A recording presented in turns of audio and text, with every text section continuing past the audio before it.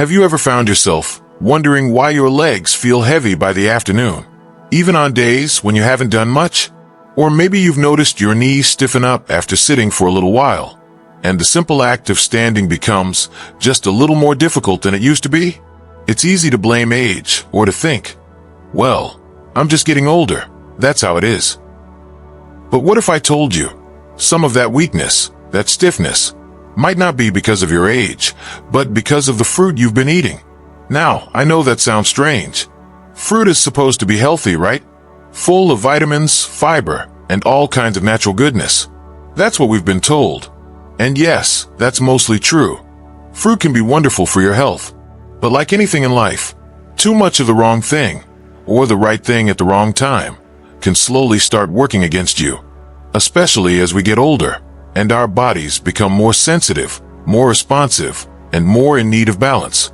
Let me tell you about something I hear often from people like you. A gentle morning routine, a glass of water, maybe a banana or some orange slices, and then a slow breakfast with toast or a boiled egg. On paper, that sounds lovely, but then the same people tell me that by mid-morning or early afternoon, they feel an odd ache in their thighs or knees. They're not in pain exactly, but they're not comfortable either. Their legs feel like they've done more work than they have, and many just accept it. But here's the thing. Some of the fruits we love most, fruits we think are helping us, can quietly make things harder for our legs, especially when we eat them too often or without knowing how they affect circulation and inflammation. Let's start with one of the sweetest culprits, pineapple. I know, it's tropical, juicy, and feels like sunshine in a slice. And yes, pineapple does contain bromelain, an enzyme known for its anti-inflammatory properties. But here's the tricky part. Pineapple is also extremely high in natural sugars and acidity. When you eat too much of it, especially on an empty stomach, that sugar can spike your insulin, irritate your stomach lining, and send your blood sugar on a bit of a roller coaster. Now, what does that have to do with your legs? A lot, actually. That sugar spike causes your body to store more fluid. Hello, swelling around the knees and ankles. It also increases inflammation, especially if your joints are already a little tender. So even though pineapple might seem harmless, or even helpful, it could be adding to the very problems you're trying to manage. And you're not alone in this. One of our longtime viewers, Uncle Min from Sydney, used to eat pineapple every morning with his oatmeal. It helped with digestion, he said, but he also struggled with tightness in his calves, especially when walking uphill. When he cut back and switched to a handful of berries instead, the difference was like night and day. Now let's talk about another fruit that's probably sitting right on your kitchen counter, bananas. Soft, sweet, easy to digest. A banana and a cup of tea in the morning? It's been a comforting ritual for so many people I know. Bananas are rich in potassium, which is great for muscle function, and they help with digestion too. But there's a side to bananas that not many people talk about, especially for seniors who are already dealing with leg weakness or swelling. You see, bananas are also high in natural sugars and starches. When you eat them regularly, especially on their own or with something like toast, they can spike your insulin. That's fine if your body can handle it well, but as we get older, many of us become more sensitive to sugar. That sugar spike triggers water retention. You might not notice it immediately, but by lunchtime, your ankles feel a bit puffier, your legs start to feel heavier, or you notice a strange tightness when you walk. Mr. Hi, one of our lovely subscribers from Brisbane, once told me something that really stuck with me. He said, "My knees feel like they're filling with water every afternoon." And the surprising part? His morning meal was just bananas and cereal. After switching to an egg with avocado toast and saving fruit for a midday snack, the swelling reduced and his steps felt lighter. It's never about blaming the fruit. Bananas are not the enemy. But too much, too often, and especially at the wrong time of day, can tip the scale from helpful to harmful.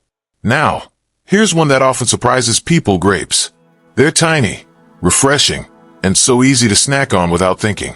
A small handful here, a few more while watching TV, and before you know it, you've eaten a whole bunch. But grapes are packed with fructose, a type of sugar that's not just sweet, it's sneaky. Fructose doesn't raise blood sugar as fast as glucose, but it can increase uric acid levels in the body. And when uric acid builds up, where does it often show up first? That's right, in your joints, especially in your toes, your heels, and your knees. You may not get full-blown gout, but you might start noticing more joint stiffness, a dull ache, a tingling feeling in your feet at night, and all this while thinking, but I'm just eating fruit. It's supposed to be good for me. And then there's watermelon, a summertime favorite, cooling, hydrating, and so satisfying on a hot day. But watermelon has one of the highest glycemic indexes of all fruits. That means it sends your blood sugar soaring and crashing just as fast. For a younger person with a strong metabolism, that might just cause a sugar high. But for seniors, that crash can leave you feeling drained. Your legs may feel like jelly, your balance may dip, and your energy just disappears. I remember one woman, Auntie Lean from Garden Grove, who said, "After I eat watermelon, I feel light in the head and heavy in the legs." It's such a perfect description. And again, she wasn't overeating. She was just doing what she'd always done, until she learned that how we eat matters just as much as what we eat. Let's take a closer look at a fruit that's probably been part of breakfast for as long as you can remember: oranges. Whether it's a fresh slice, a cup of juice, or even a bit of zest added to a salad, oranges have always felt like a symbol of health. And in many ways, they are. They're full of vitamin C, great for the immune system, and refreshing on a warm day. But just like with other fruits we've talked about, it's not always the fruit itself. It's what happens inside the body afterward. You see, oranges are quite acidic. That acidity can be tough on a sensitive digestive system, especially early in the day or when paired with other foods like eggs, toast, or dairy. And when that acid meets a stomach that's slower to digest, as is often the case in our 60s and beyond, it can trigger mild but persistent inflammation. That inflammation doesn't always show up in your belly. Sometimes it settles in your knees, or your hips, or the tops of your feet. And here's something not many people realize. Oranges are also high in natural sugars, especially when juiced. That combination of sugar and acid is what gives some folks that strange, lingering ache after breakfast, what I like to call invisible inflammation. It doesn't scream, but it whispers. It makes stairs feel taller, chairs feel lower, and walking to the mailbox a little more tiring than it should be. Now, let's move to a fruit that often surprises people: green apples. They look so clean, so crisp, so simple. Many people choose green apples because they're less sweet than red ones. But here's the thing. Green apples are higher in malic acid. That gives them their tangy, sharp flavor. And malic acid, while helpful in small doses, can irritate the gut and joints when eaten often, especially for people who already have some inflammation going on in the body. Andy Dung, one of our viewers in Toronto, once told me she ate a green apple every night after dinner. It helped her feel full and satisfied, but she also noticed that her calves would cramp in the middle of the night, sometimes waking her up. She thought it was from walking too much, but after switching to a few slices of papaya instead, her nighttime cramps started to fade. It's these tiny connections between what we eat and how our body speaks to us later that make all the difference. So it's not about cutting these fruits out completely. It's about noticing, listening, being curious, asking, could this be the reason my knees feel tight in the morning? Or why do I feel slower after eating something that's supposed to be healthy? That gentle awareness is the first step toward change, not because we fear food, but because we want to understand it. And when we understand, we can make better choices, ones that help us move, walk, bend, and stretch with more freedom. And now we come to one more fruit that so many of us enjoy, especially in warmer months: mangoes. Soft, juicy, rich in flavor. Mangoes feel indulgent, don't they? Like a little tropical vacation on a spoon. And yes, they contain fiber, vitamins, and antioxidants that can be helpful, but not always, and not for everyone. The truth is, mangoes are very high in fructose, that natural fruit sugar that, when eaten in small amounts, is fine. But for seniors, especially those with slower digestion or blood sugar sensitivity, fructose can be a hidden troublemaker.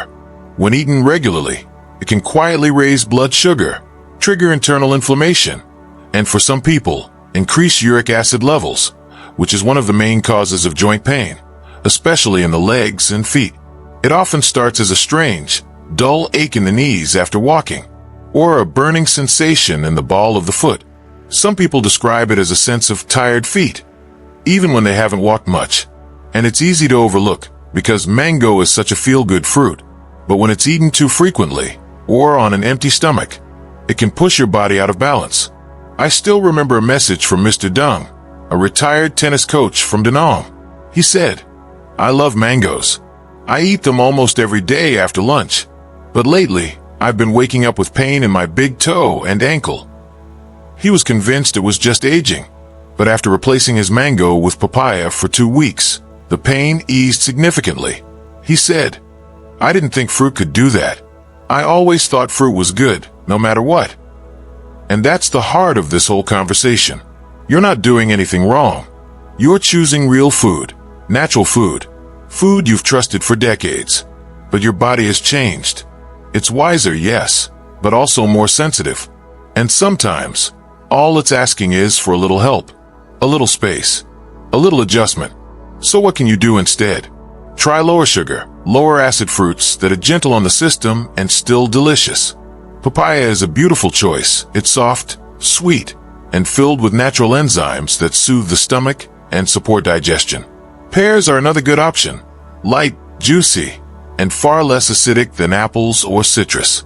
Berries, especially blueberries and raspberries, are excellent. They're rich in antioxidants and low in sugar, making them one of the best fruits for joint health and leg strength. The key is timing and pairing. Enjoy fruit as a snack between meals, rather than alongside heavier foods like eggs, dairy, or meats. Give your body the space to digest each food fully and comfortably.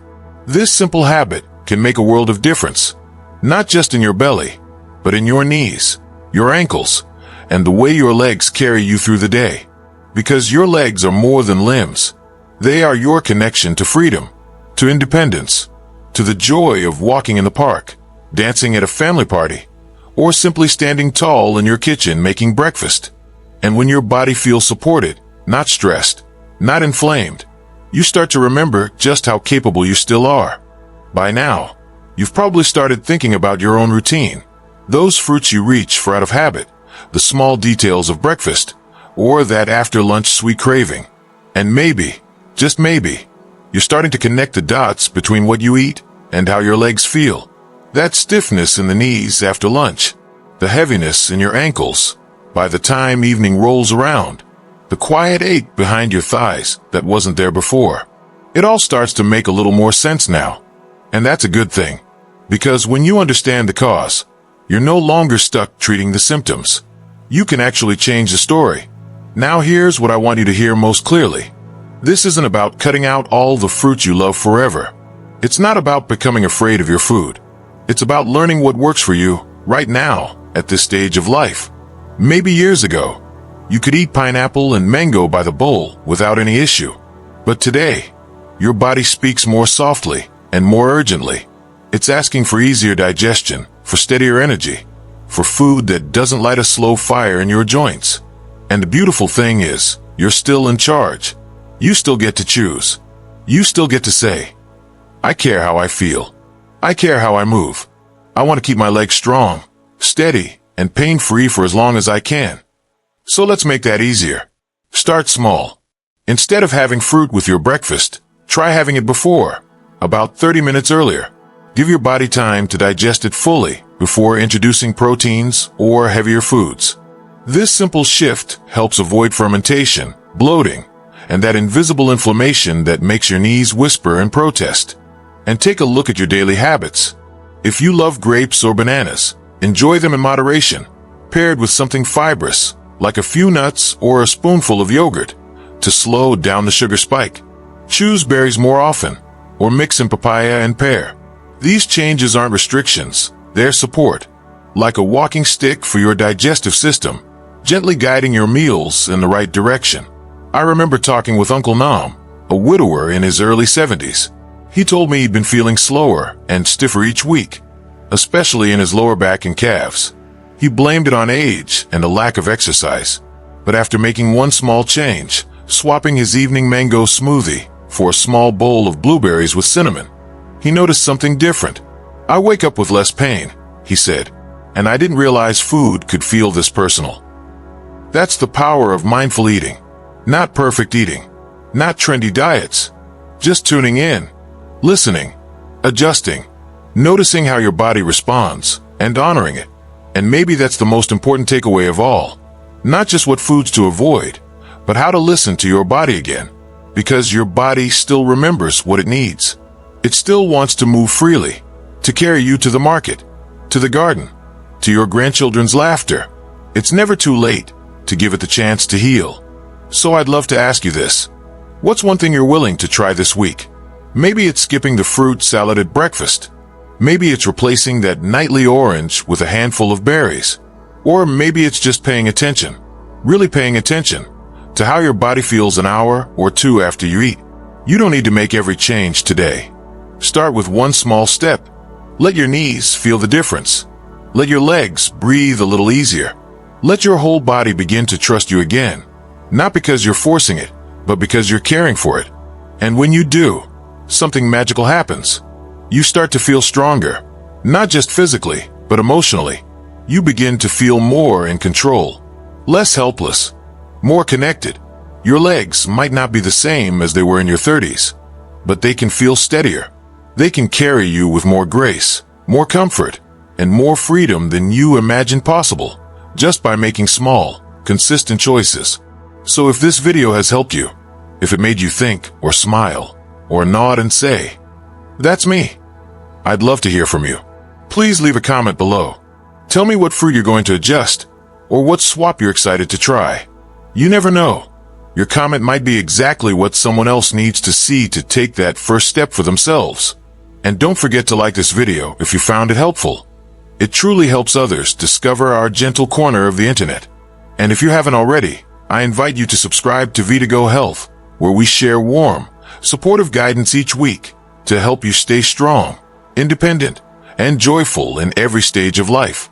Because here at Vitago, we believe that your best years aren't behind you. They're right here, right now, in every morning stretch, in every thoughtful bite, in every walk without pain. Aging doesn't mean decline. It means discovering new ways to care for this beautiful, seasoned body of yours. Thank you for spending this time with me. Thank you for showing up for your health. Thank you for choosing to believe that it's never too late to feel better. And as always, from our hearts to yours, happy birthday to you at every age.